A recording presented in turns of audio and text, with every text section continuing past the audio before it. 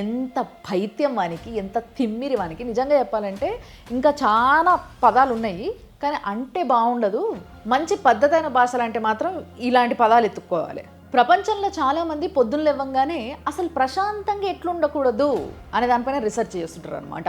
అందులో ఒక వీడియో చూపిస్తాను నేను ఇప్పుడు, చూడండి. So there's no meat, no nothing? No meat, no onion, no garlic.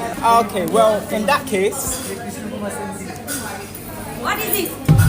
Oh my God! Prabhu, go outside, please. Bring the chicken! చూసినరా video? ఇట్లా యాక్చువల్గా ఇది లండన్లో జరిగింది. లండన్లో ఒకటి ఇస్కాన్ వాళ్ళది రెస్టారెంట్ అనమాట, గోవిందా రెస్టారెంట్ అంటారు దాన్ని.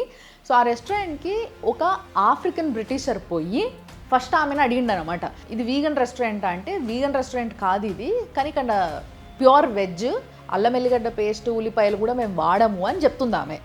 ఓ అవునా, అయితే పక్కానా నాన్ వెజ్ దొరకదా అంటే లేదు అని ఆమె స్పష్టంగా చెప్తుంది. అయితే నా దగ్గర ఉంది అని చెప్పేసి కేఎఫ్సి డబ్బా ఓపెన్ చేసి వాళ్ళకెళ్ళి ఒక లెగ్ పీస్ తీసుకొని తినుకుంటా ఆమెకి నీకు కావాలన్నా అని అడగడమే కాకుండా మొత్తం అంతా తిరిగి వాళ్ళంతా వాళ్ళ జనాలందరి దగ్గరికి పోయి నీకు కావాలా అని ఆ నోట్లకి వెళ్ళి తీసిస్తున్నాడు. ఎంత పైత్యం వానికి, ఎంత తిమ్మిరి వానికి. నిజంగా చెప్పాలంటే ఇంకా చాలా పదాలు ఉన్నాయి, కానీ అంటే బాగుండదు. మంచి పద్ధతైన భాషలు అంటే మాత్రం ఇలాంటి పదాలు ఎత్తుక్కోవాలి. కానీ ఈ మధ్య నిజంగా ఇది ఒకటి బాగా ఎక్కువైపోయింది. ఈ రిలీజన్ వాళ్ళు పోయి వాళ్ళ హోలీ ప్లేస్లో కూర్చొని అదంతా అక్కడంతా నాన్ వెజ్ తినుడు, లేకపోతే ఏదో ఒక గబ్బు చేసుడు. ఆ రిలీజన్ వాళ్ళు వచ్చి ఈ రిలీజన్ హోలీ ప్లేస్లో పోయి కూర్చొని ఇక్కడంతా పెంట చేసుడు. ఇది ఒకటి చాలా ఎక్కువైపోయింది.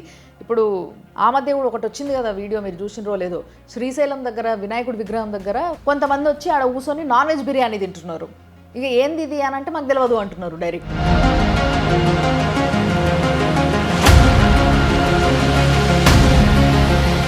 నేను ఫస్ట్ చెప్పిన కదా, పొద్దున్న లేవగానే ప్రశాంతంగా ఎట్లుండొద్దు అని రీసెర్చ్ చేస్తుంటారు కొంతమంది అని చెప్పేసి. ఇవన్నీ అందులో భాగమే అన్నట్టు.